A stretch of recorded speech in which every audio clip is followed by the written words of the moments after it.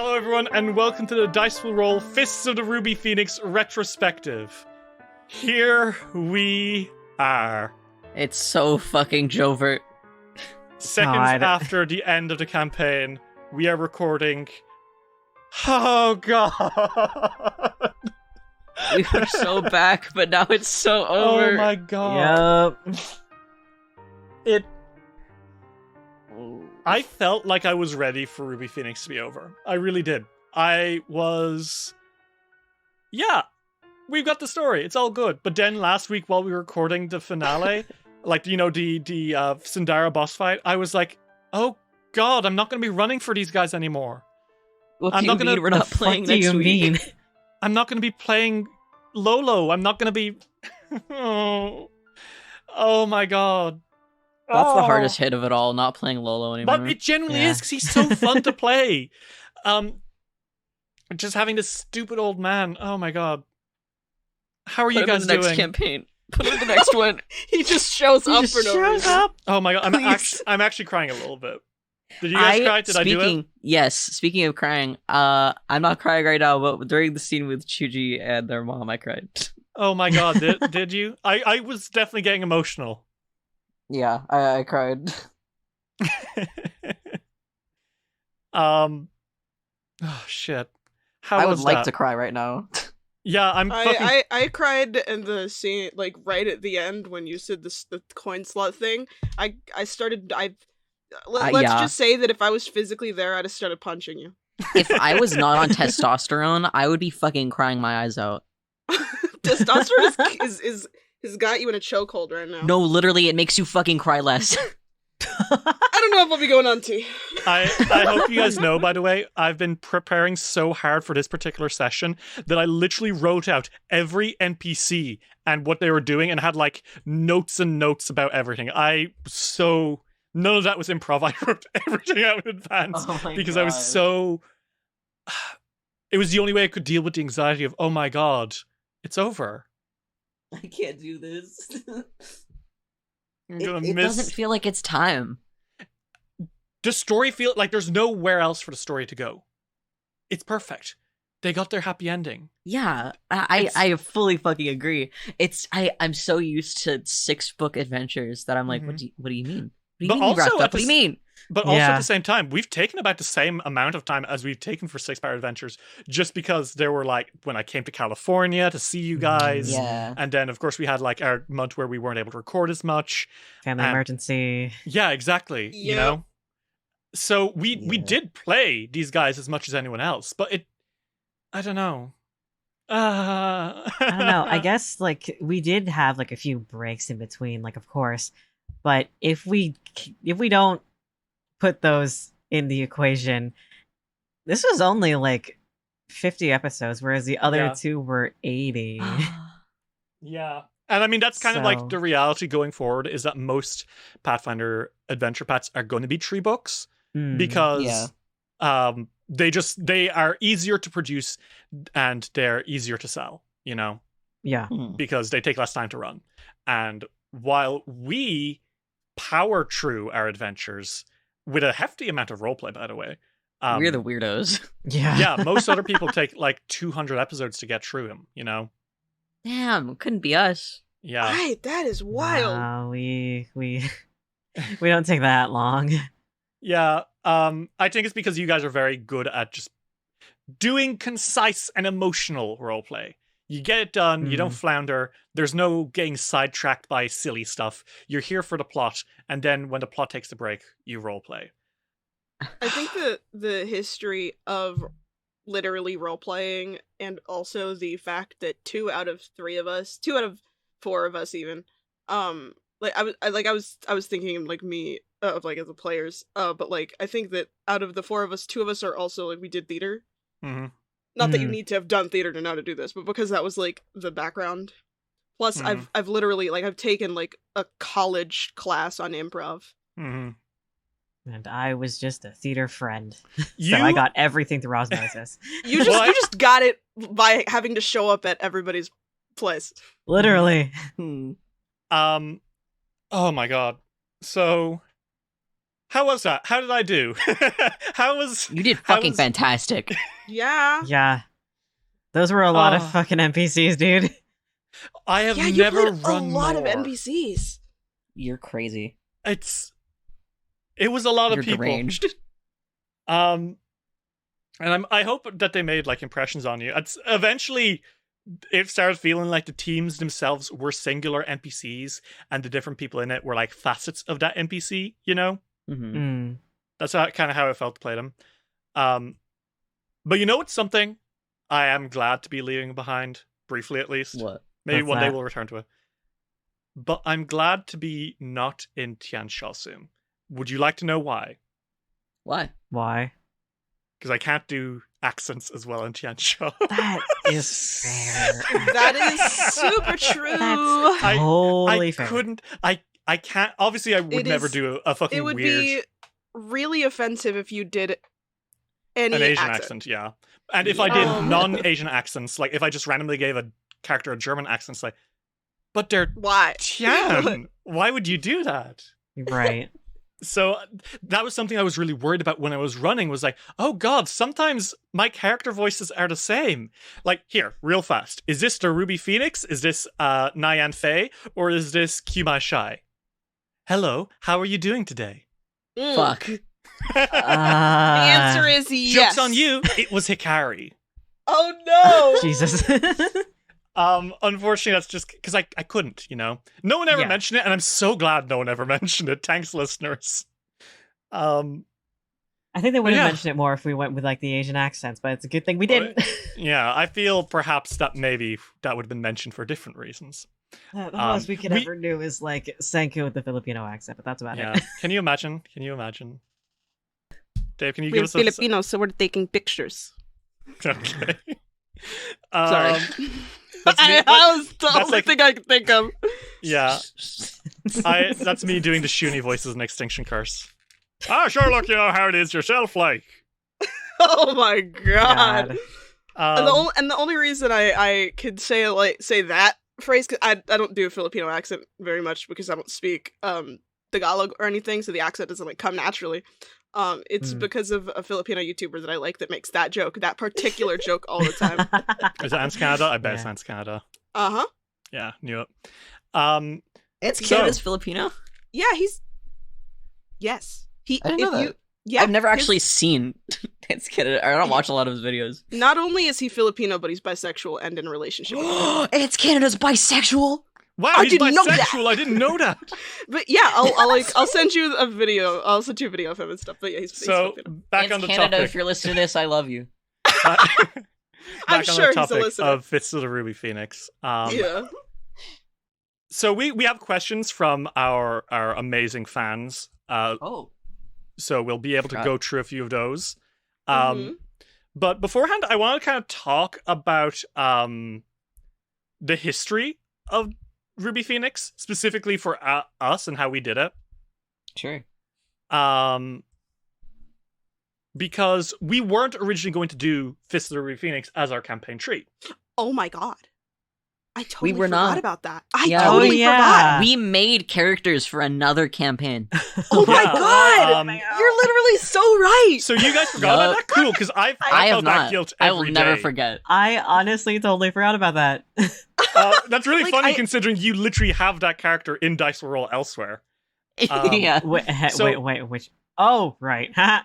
So originally we were gonna play another 1E adventure pack, War for the Crown, which is a high political intrigue adventure where you guys are basically spies in a civil war, which is good, and would definitely been really roleplay heavy, but it was also very grim at times.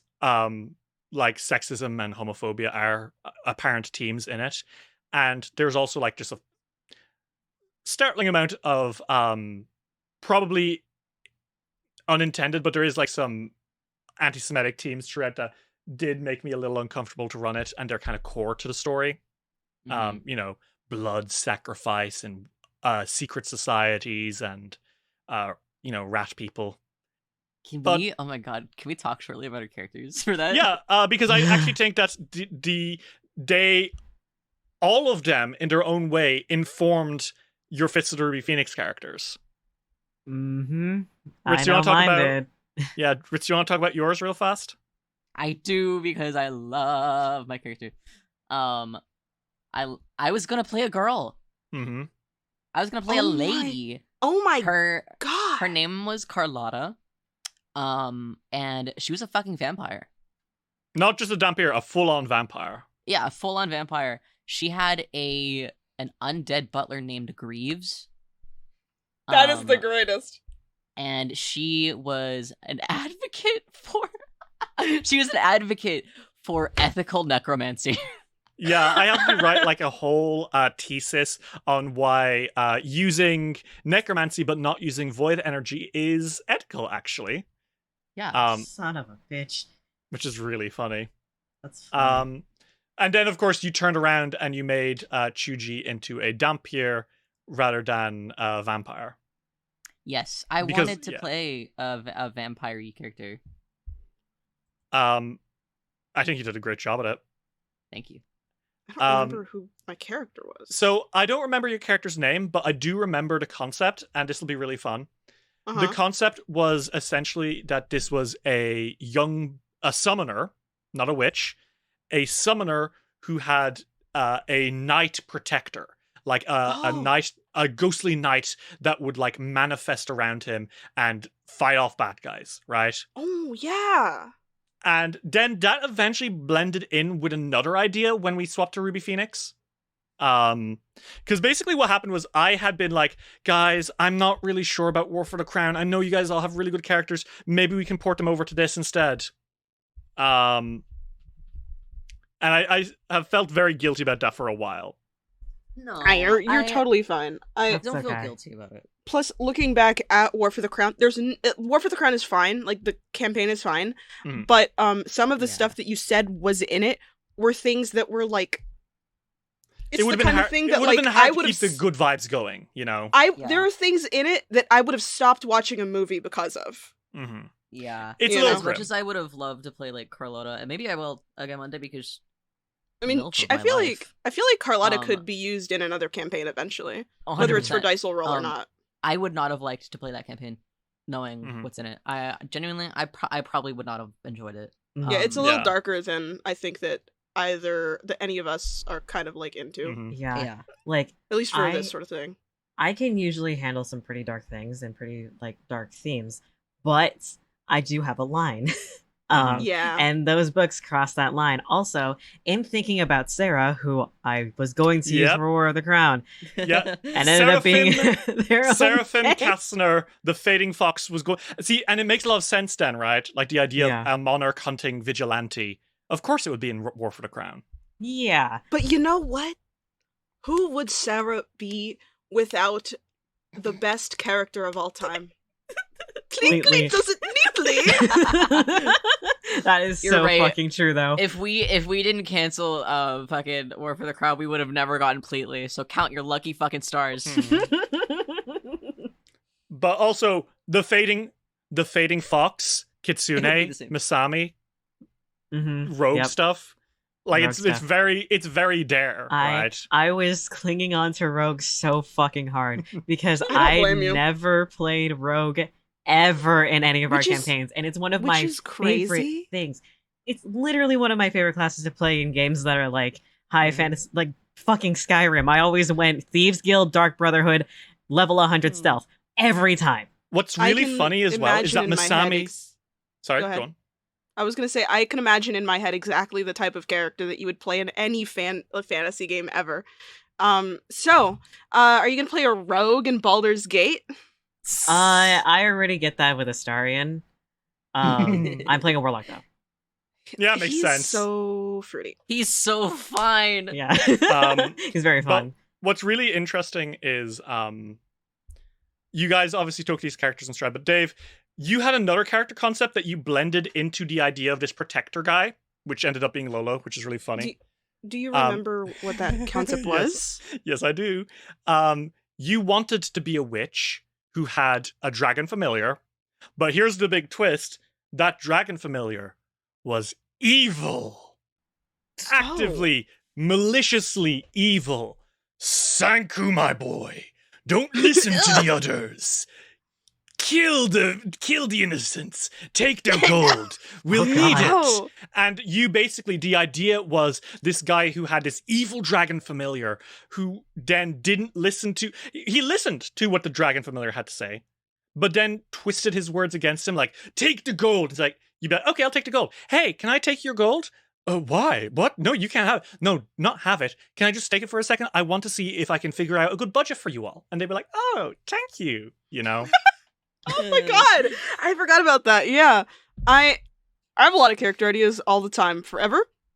Mhm. A majority of them don't get used for this. Mhm. Occasionally I'll come up with a character idea that's so good that I hold on to it. Yeah, but we were also going to play, funnily enough, we were going to play Ruby Phoenix, but in a home game that I do for Dave and Ritz with some other friends from elsewhere. And the concept for the party there wasn't actually that they were from Oh my Chansha. god! Wait, is this the They were going to be a rock band from Yes! the Darklands. I Oh had my the God. sexiest fucking character I have ever made. I don't think I drew my character, but if I recall correctly, they were an inventor? Yeah, they were an orc inventor, and their innovation was a giant construct drum kit that they would ride around on and bum, bum, bum, bum, bum, bum. Why you am know? I so cool without remembering? And KK, I actually have something really interesting here for you as well. What's that?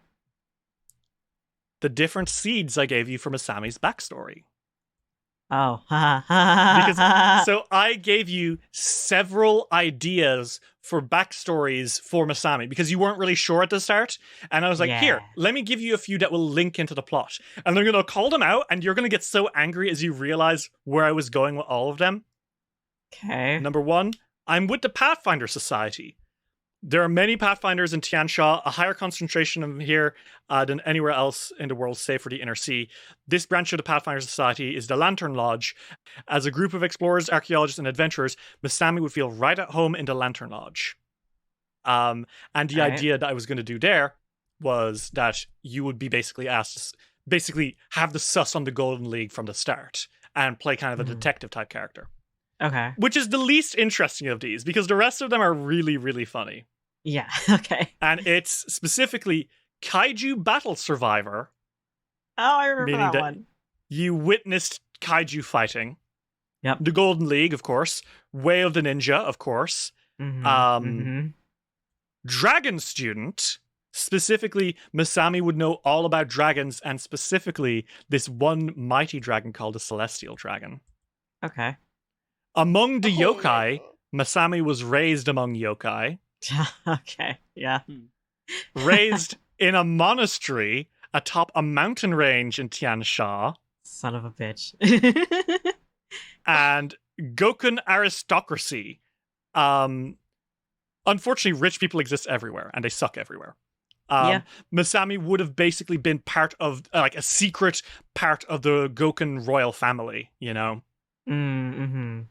But I think it's very funny that I was, like, toying with the idea of Masami being, like, wary of kaiju or knowing all about the celestial dragon. I think the ninja stuff and the Golden League stuff, you asked to blend them together, and you made such a choice backstory. Yeah, because when we were thinking, because you were saying that when we were thinking about these characters, think like the most anime that you could ever get. Mhm. And like I grew up on both Dragon Ball and Naruto. Mm-hmm. So that was pretty easy for me in that aspect. To the point where I gave you a fucking watch list. Yep. Oh god. Oh, actually, of- I'm pretty. Every single one of us gave you things to watch. Yep. Yes. I still want to finish. What I wanted to watch with you. Yeah. Do you guys want to talk about briefly what it is that each Ooh, of yes. which anime inspired each of your characters? Yes. Yeah, absolutely. Yeah. So, KK, you had me watch the Sasuke retrieval arc of Naruto, and it was fucking amazing. I good had arc. you watch part of it. It's literally the best arc, other than like the Chunin exams and the Your favorite arc is it the Zabzar. Boruto arc? Dude, shut the fuck up. Listen. I understand that people can like Boruto. It didn't get it. Objectively, it didn't get good until the fucking recently, and I Mhm. refuse to watch it. What I At least will for say right now. is, for Naruto fans, KK told me very specifically that Shikamaru was the one who really inspired Masami, Yes. That is and I think you so can really true. see that, right? Yes. Yeah. It's fucking smart, cool guy. I I think I read Naruto for you as like a teenager. yeah. I borrowed it from the fucking library. Yeah.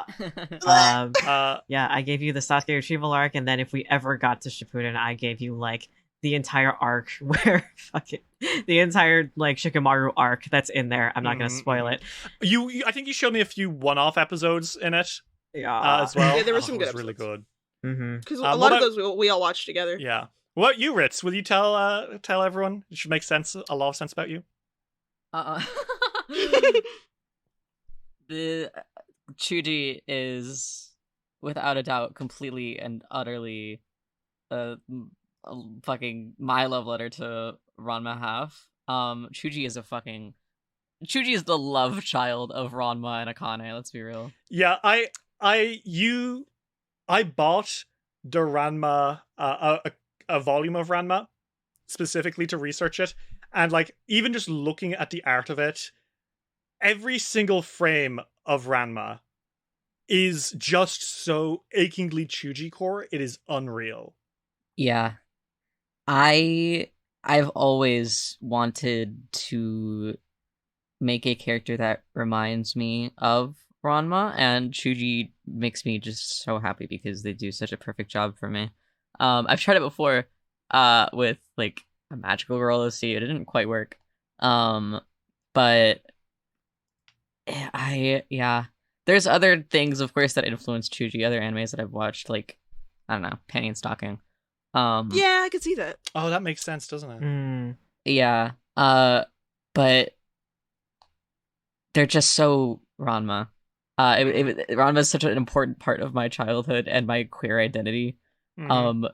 And I love it. I love it, and I want to revel in it. And so I did. It worked really well, genuinely. I'm like flicking through the chapter now. It's volume 11. It's volume 11. Ooh. And it's such a fun read, and literally, like I said, every single frame feels like a picture of Chuji, you know?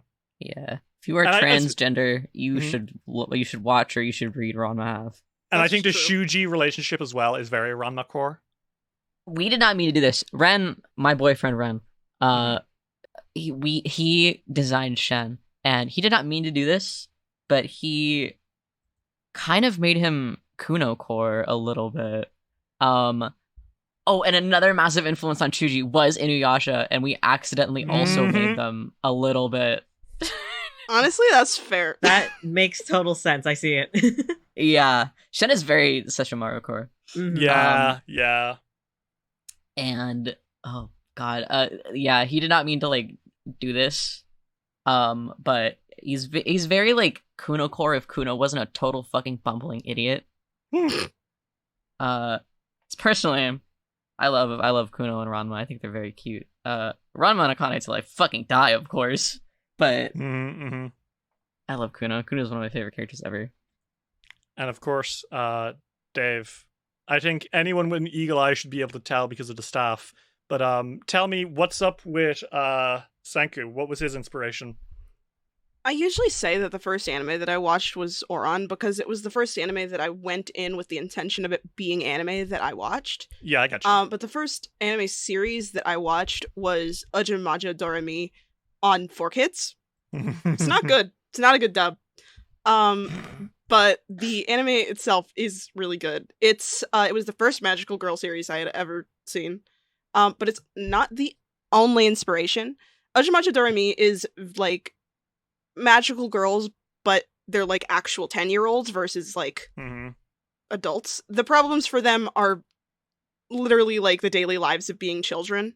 Like, oh my god, somebody got hurt, but you can't cast a healing spell because then the healing, the pain will go on to you, and it's like they've scraped their knee. You know, like it's that is the level of when I watched a few episodes with you, my favorite was when one of them wanted someone's dad to go visit their friend at Oh a school my play or something. God.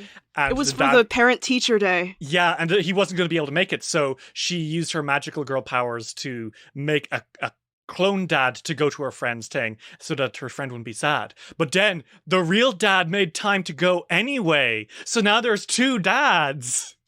Like it's very like low stakes. Yes, But I liked was it a very lot. silly.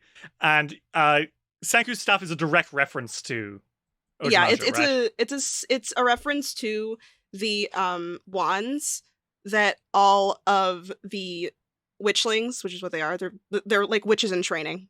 Mhm. You know.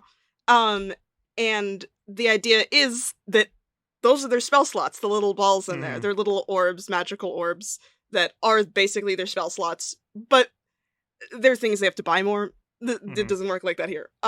But it's not the only anime that inspired Senku. Part of it was also like Shugochara, the concept of like doing what you want to do and following your dreams, Mhm. like fostering the like the dreams of the child, and not doing what other people expect you to do, which is very Shugochara.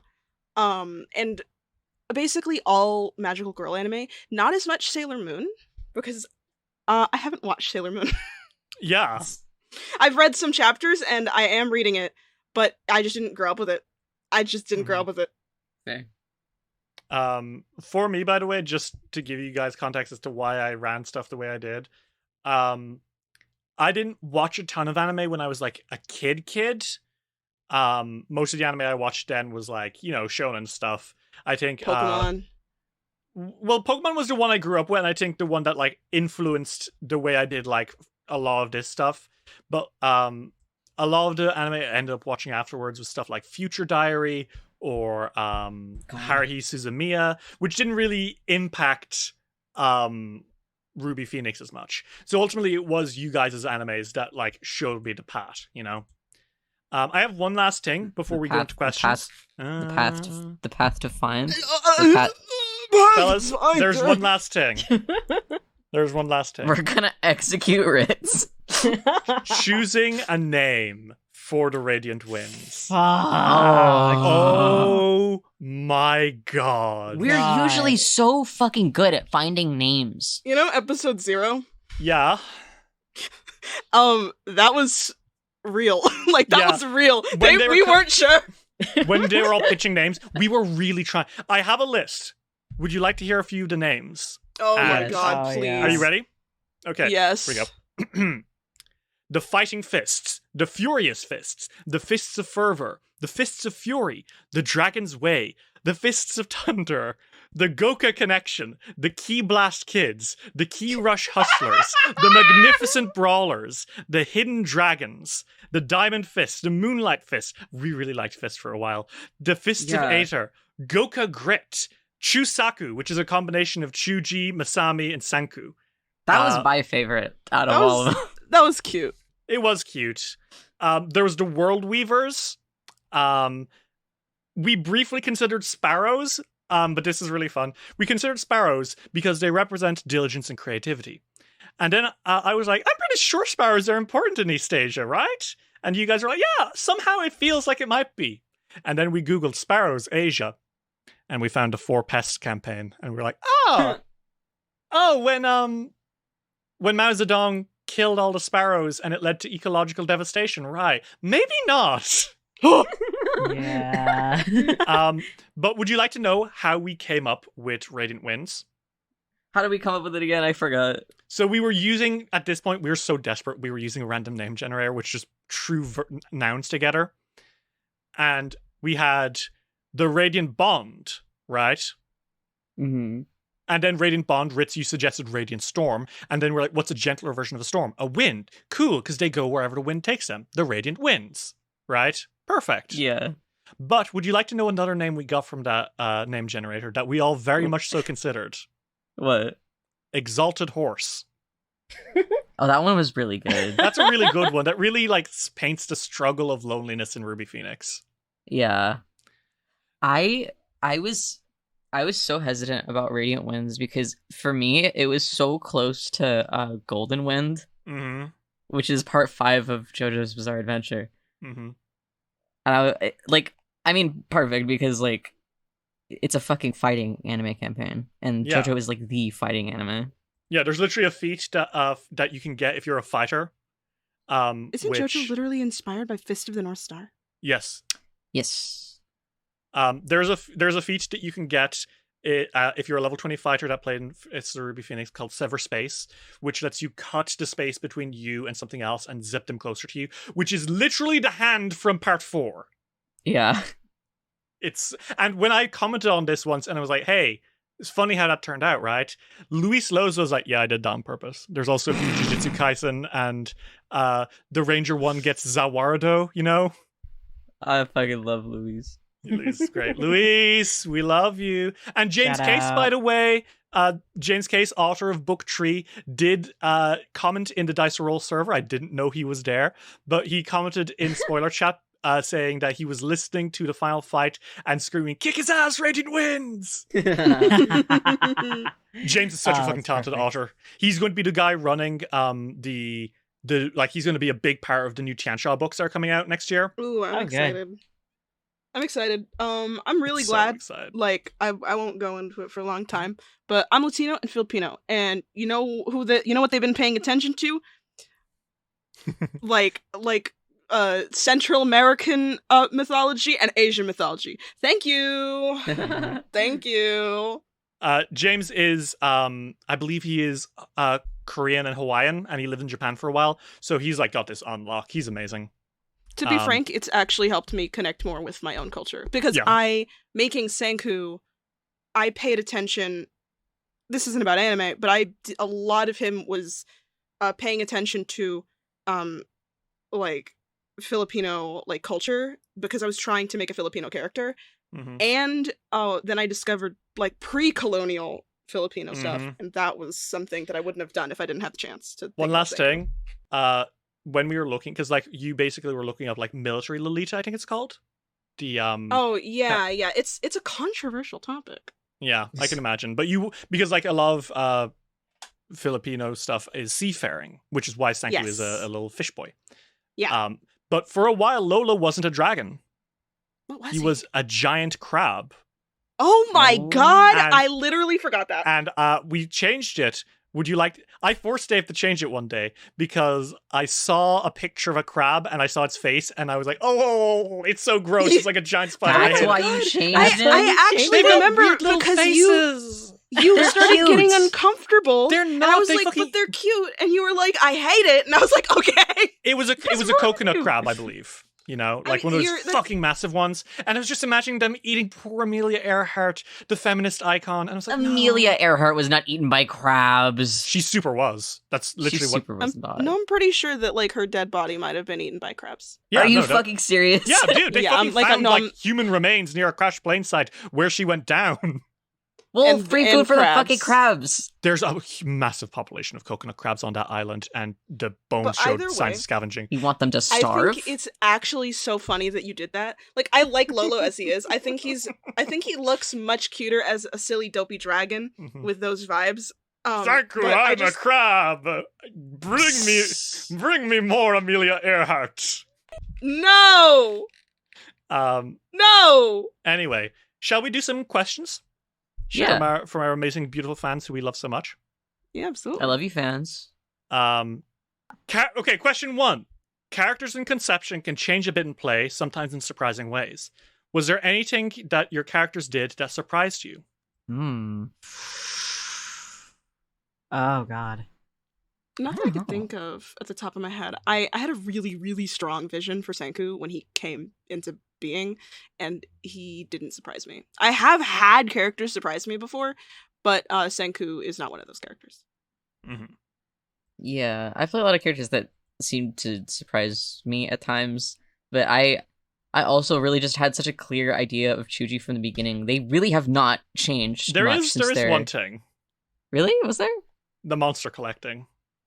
Oh, yeah, okay, that changed, but... That changed, but that was just because there was less monsters in this human fighting centric campaign than would have been ideal.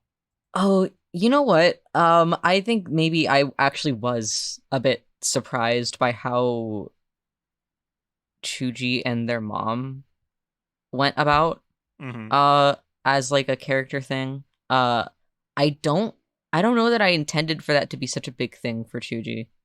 And I also don't know that I intended for Chuji to have like such a strong friendship with Yarika either. Yeah, I mean, that was a massive surprise. I was just like, I'll have this random character interact with Chuji. Best friends I for fucking life. I love Yarika. I think those mostly surprised me. Yeah, both of those are really important to me, and I didn't really expect them, especially not from the beginning. Like I expected Chuji to make friends, but Yarika and Chuji blood brothers. Mm-hmm. What about you, Misa? Oh, I'm gonna stop calling you that. Ooh! Luna! You gotta get used to Luna! new names soon. Oh yeah. Oh, we'll get to that. Oh boy. Luna, what about you? Any surprises from Asami, or did you kind of have them on lock? I can think of one. Well, what was it? What do you think? Masami slut. Okay, a little bit. That was not something I think. I think what happened was I had Zumi do like a flirt and be like, if anyone wants to join me in the bats, and then Masami was like, bow, wow, wow, wow, and then it just kept Literally happening. Literally, Masami would just look left, look right, no one's there. All right, I'm going. That was such a surprise.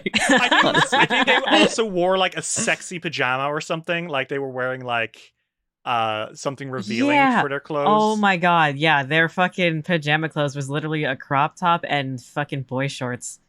Sorry, My I didn't mean to lord. cut across. It's just something that surprised me with Masami because that had never been discussed. It just happened. It literally just happened. This was not inspired by literally any anime or anything at all. It just happened with them because I was like, this sounds about right.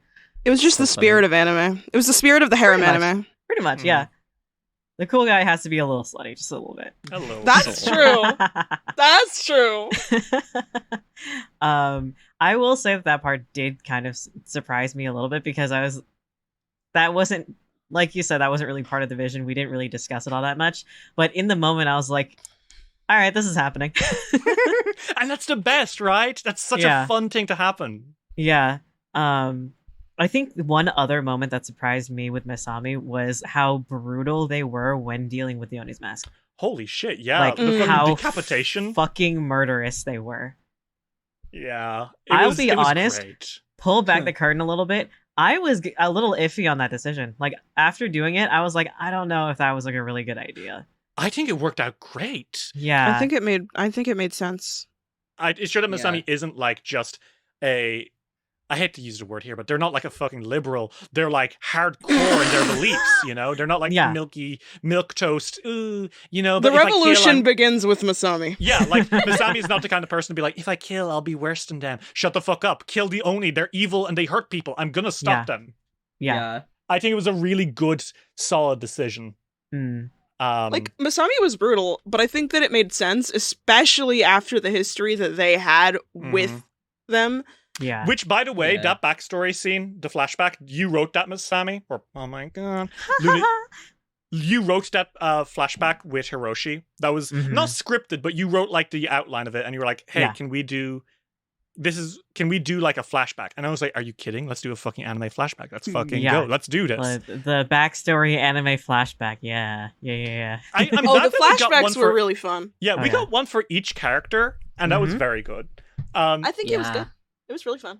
I will say right now, this was very anime in roleplay, and it'll be sad not to do it in future campaigns because they're fuck you, I'm gonna keep doing it. Ruby Phoenix has completely changed how I GM in the most positive way. Everything is cinematic. Even the smallest things, if you say it with enough emphasis and conviction and cinematic fucking flashiness, anything can be the coolest anime shit ever. And I guarantee that future arcs of Dice Will Roll will continue to be that level of wham, you know? Hell fucking yeah. I think that's a good thing. Honestly. So, moving on, I want to ask a pretty easy one. Who was everyone's favorite NPC? Shen. Yeah, so funnily enough, the question asker specified you can't say Shenritz, but I think I'll allow you to say Shen. Because if you don't say Shen, you'll say Yarika, right? Like... Son of a bitch! You got cold red is the problem, Ritz. You know what? Who asked that? What's the name? It's anonymous. I say, looking at the person who's definitely not anonymous. You motherfucker. I'm gonna find out who you are, who asked that question. I'm gonna find you, and I swear to God, I'll do something. But yeah, no, who's your favorite NPC? Ritz. Oh god. Shen makes obvious sense. You did Obviously, it's Shen is my favorite, but I can't fucking say Shen, so... You can. Say it. Say Shen. You know what? Yeah, I won't play into your game, bitch. It's Shen. And you know what my second fucking option is, by the way. So, what about the rest of you? Dave, Luna? I'm incapable of picking one person, but I have two. Yeah, that's fine. You can say more than one. It's Tino and Sigrid. Yeah, really? Yeah. I mean, literally, obviously Lolo, but I don't know if that... Oh, yeah. Like, Lolo's less of an NPC. He really was kind of a GMPC. Like, he was my insert GMPC into the world. that can't do much mechanically. He's just a fucking guy. He's just a little dude. Senku! Kick their asses! when are you gonna actually make a fucking GM character and play with those, bitch? It's generally considered poor taste too, because Fuck whoever says that. Because I could just take control of the narrative. However, I have done it, Ritz. True, but like not for like a whole campaign. Okay, yeah. Okay. Okay, how about this? Listeners, I love... if you guys are cool with GMPCs, maybe in campaign 5 I'll make one. Who's to say? But you know, fucking shout it out now if you like it. Yeah, my favorite NPCs are Tino because I simply love him. He's Filipino dad energy. He's literally dad paladin of Aurori. Can I He's say just perfect. something? Can I say Oh, something? go ahead. Yeah. Tino was very inspired by your dad, Dave. That's actually unhinged. I have a very complicated relationship with my father, so that's interesting. But specifically his mannerisms, the way he kind of speaks a little soft and he says man a lot, you know? My dad's favorite thing is being in the car and we'll be driving and then he's like, so why haven't you learned to drive? And I'm like... and Sigrid's just great, right? I liked Sigrid because I liked that she had like not a parallel thing, but a similar like experience to Senku. So it was a way for Senku to, because Senku was not going to deal with his emotions ever if there wasn't somebody. Because I couldn't just make him just start handling it. Yeah, for sure. He didn't even want to acknowledge that anything wrong happened. So I think she was really helpful for that, and I just really liked her. What about you, KK? Who's your favorite NPC? God damn. Hiroshi. I mean, that's an entirely fair one to say if that's your That favorite. is a fair one to say. I changed my mind. My favorite NPC is also Hiroshi. My favorite NPC is also Hiroshi. It's hard not to love him considering he's Pathfinder Cosmic Kiryu. Yeah, I was also like very much into the Yakuza series at the time, so. Yeah, he's great. You did a great job like helping me come up with him. Oh man, he was fun. Definitely one of my favorites, though. I will admittedly say that is bias. Because I helped create him. Oh man, Bhavana is probably up there, honestly. Like, yeah, yes, definitely. She's fucking angel, awesome. She's really sweet. Yeah, she was really good. I loved her. I really like playing her as this person who is very open to new experiences, but also if the experience is too new, she gets a little bit like okay, too much. Stop this. Back out. Yeah. I love her. I just think that her and Masami have a very good dynamic of like when Bhavana tries to back out, Masami's like, no, hey, come on, it's okay. We're experiencing this together. We're fine. See, we're fine. We're not dead. So now, next question. What was everyone's favorite fight in the campaign? Oh, gosh. You're allowed to say the same ones as each other if you have like a standout. For me, my favorite by a long shot was specifically the Ruby Tower versus the horizontal map where you guys were fighting against Winter's Roar. That shit was so fun. I was thinking about that one, actually. It was so fucking fun. It was Very really fun. good. Chuji spin dashing into tree people. Fucking That shit was great. Masami turning on their spider climb and just running horizontally along the walls. Running along the walls. Oh man. And then Sanku like facing off against Sigrid, you know? Oh my god, it was so good. It's my favorite by a long shot. I have two favorite fights. Okay. I feel like one of them's kind of obvious, but I don't really care. These are fights that I had the most fun in.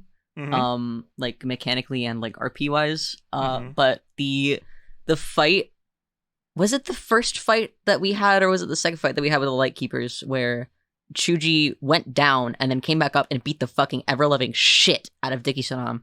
Oh my god. I think that was the first one, right? Yeah. I think. Their I first think fight, so. you did not hold back at all, and I was No. very Okay, pardon Karens, I wanted to win that fight. that fight. Genuinely, I had probably the most fun I've had in like, I don't know, a lot. Just like it. When I say this, I don't mean that I don't have fun in fights, but it was so much fucking fun, and I still remember how much fun I had. Mhm. I love when I can tell that you want to win the fight. Mhm. Because it's so much fun that way. I want you to root against us. That fight, and honestly any fight with Shen, Of course. I'll count that as one fight. Of course. Because those are also fights that you did not fucking hold back against, Mhm. and Shen very fucking nearly won some of those fights. Yes. And I was so ready to have Chuji lose to Shen. Mhm. It would have been difficult for me, but you know what? Yeah, It would have been fine. still really fucking fun. Yeah. Did you have a favorite fight, Dave? I do. It's the first fight that we had. I really liked the one with the fight before the tournament started. I really liked that concept. I thought it was really cute. Like the idea of basically like a skirmish with Tino's toughest. I thought that the team itself, like the full team, not just Tino. I love every single one of them. Mhm. They're all super cute. They were all really fun. I liked the thing that happened at the end where they needed to heal, and I casted the little Yes, that was really the good. healing, the hot springs. I don't. My favorite thing is when stuff is more narrative. And I liked that because of it just felt really cute. It was really low stakes before everything, hit the fan. Exactly. And I like that. I mean, I did say that the horizontal fight was really cool and really sick, but I think another fight that I can think of is I think it was the first one with the Lightkeepers, because that was one where you absolutely were not holding back. And I tend to have a lot more fun with like when I know that there is a challenge and I know that you want us to lose. Because I'm like, oh, we're going all in? All right, fine. We're going all in. I will happily throw more of those extremely high tension I want to win fights in the future. I love it. Please. Again, Ruby Phoenix has taught me how to basically re-educate me in GMing, right? And that kind of leads into the next question, which is Ruby Phoenix is seen as being a very combat-heavy module. How did you all balance that out? And I'd like to think that we did a shit ton of roleplay in Ruby Phoenix. Yeah. But as written, it is monstrously combat heavy. It's like I think you'll have like little moments of roleplay, but it'll be like combat after combat after combat after combat. It's very, very intense. And I think the way that I like to do that is by enforcing some roleplay between you, being like, okay, so you guys are waking up and you're doing this. Now play for me. Play your little role-playing game. We'll do combat once you've done the mandatory hour of roleplay. I mean, I made a character who fighting is very important to. And I think that just kind of naturally lends to itself. I couldn't imagine playing a character like myself, like in this campaign, who didn't like to fight, or who wasn't really concerned with it. Because why? I don't know. Why play a character like that? Chuji, it's their whole life. Like, not just the Ruby Phoenix tournament, but being strong and fighting, and it's like sacred for them, honestly. Mm-hmm. So that's it plays into their character a lot, and I never really found it hard to RP as this character who is so battle focused, especially in like such a social environment as like a tournament with a bunch of other people from other places. I mean, I think personally, the way I see it is that combat is roleplay too. Yeah, 100%. Like, if you are not leaning in hard and describing these huge punches and massive explosions and, wow, the spell looks amazing. If you're just like, okay, I rolled a hit, it didn't work. Oh man, I wish it worked. Yes, I got a crit. That's cool.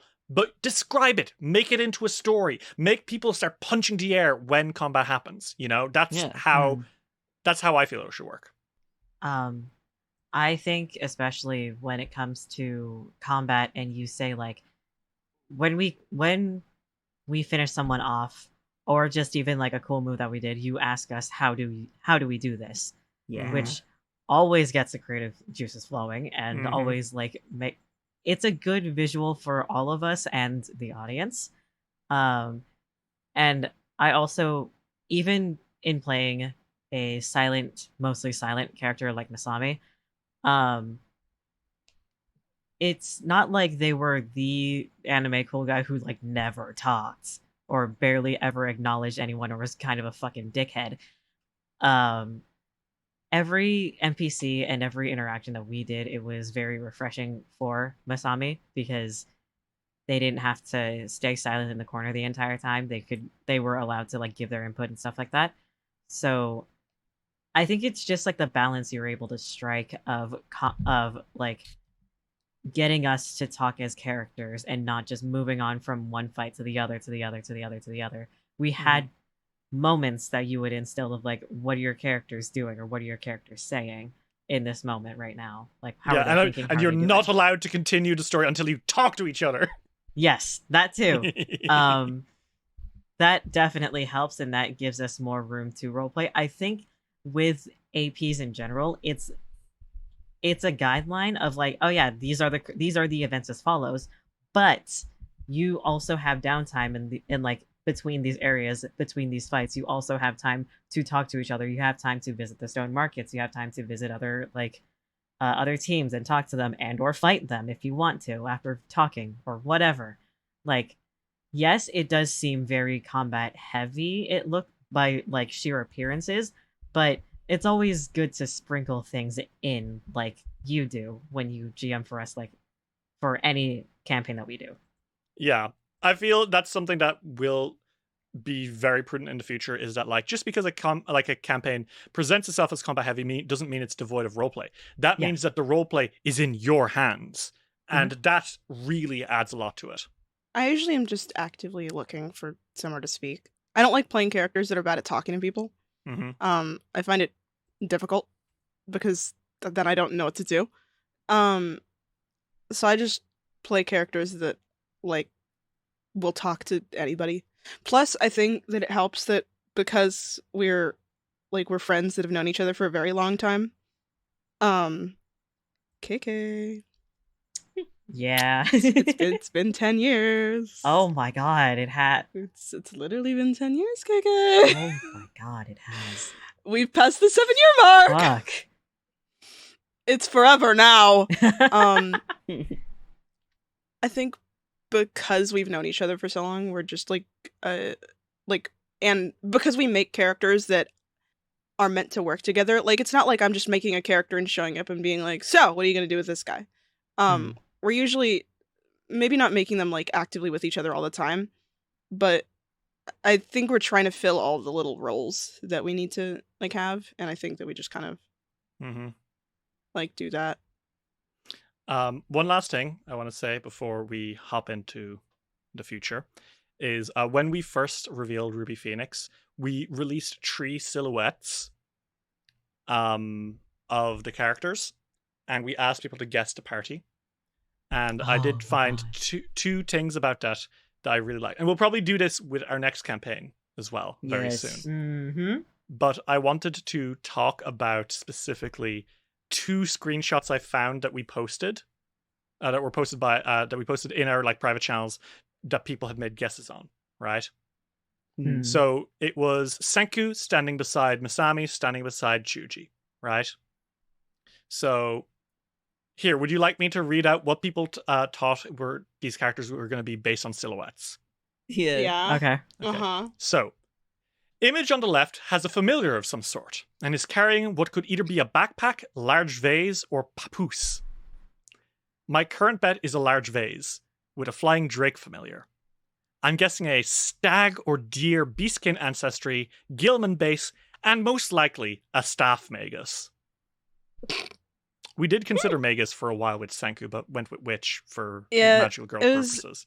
Yeah, I think that there was I remember there being a small period of time where you were like, we shouldn't like go very hard into magical girl, and then eventually I was like, I actually want to go really hard into magical girl, and you were like, oh, okay. I said, well, oh, sure, fuck it. Central image, Masami. Android rogue with a ninja flare. Huh. Where did Android come from? I'm a little perplexed by that specific. No one noticed details in the silhouette. I think I know thought it was a cape. I think I know why people said android or like thought that Masami Why? was not like flesh and bone like humanoid. The fucking the blade that sticks up above their head looks like a fin. Oh, so true. Yeah. When yeah. when it's silhouetted, it looks very inhuman. A lot of people thought that was a horn. Yeah. No one, and everyone thought your tails were a giant cape, which is really fun.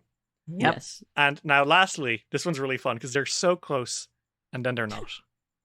On the right, we have a monk with those large Buddha bead bracelets. I don't know the names. I can't find them. Guessing that one's gonna be a catfolk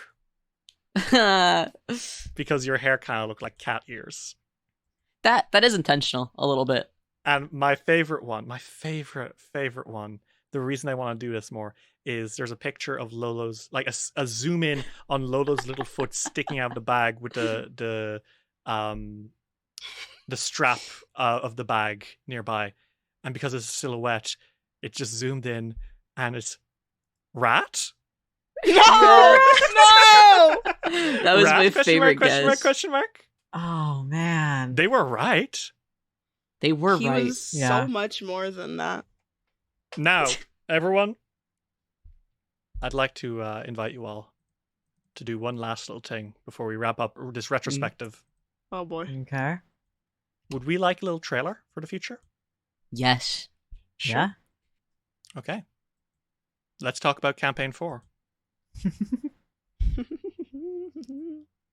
Rain gently falls over a sleepy coastal town. Merchants sell their wares, travelers rest and plan their journeys. But unbeknownst to them, a great evil beneath the town is awakening. And the only way to stop it is to enter the Mega Dungeon. Dice will roll. Campaign 4 will be Abomination Vaults, one of the greatest Pathfinder 2nd edition adventures of all time. Malice seeps from a sprawling dungeon complex deep beneath Otari, and the town's newest heroes must plunge into darkness to find what lies inside. Hideous monsters, deadly traps, and vast riches await the heroes who dare to enter the mysterious mega dungeon called the Abomination Vaults. Woo! Woo! Abomination. I have been so. We picked this when I was over, and I have been so excited to announce it. Nobody guessed once it was going to be Abomination Vaults, and that started making me nervous that people were like not going to want it. But we played Ruby Phoenix, the most combat heavy of all games, as roleplay heavy. We can do the hell out of this. Oh yeah. I'm very excited to play this, and this isn't just an ordinary dungeon crawl. I am putting my own spin on the adventure with not only my own additions and changes, you know, the classic Derry twist, but also I'm going to be using the incredible Abomination Vaults expanded book, which is from Pathfinder Infinite and adds 100 pages worth of new content to the story. I'll be making this as absolutely roleplay heavy as possible and a total bonanza. Every monster that can talk can be reasoned with. There's sprawling societies of strange creatures deep beneath the earth in these grody dungeons with strange secrets, like how did this place get here? What lies beneath? And what's truly going on? I've purchased books as well. Like I got The Monsters Know What They're Doing specifically to help me with role-playing these creatures.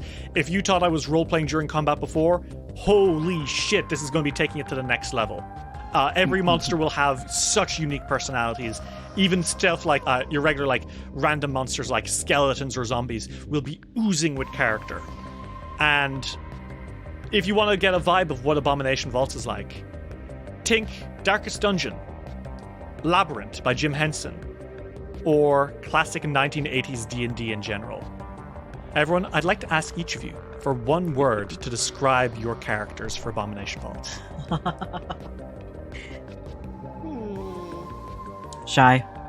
Shy, okay. Divine. Divine, okay. And Dave? Heroic. Very nice. By the light of your flickering torch, this will be the most classic campaign of Dice Will Roll yet. Look forward to the Mega Dungeon very soon, everyone. And as always, keep it rolling.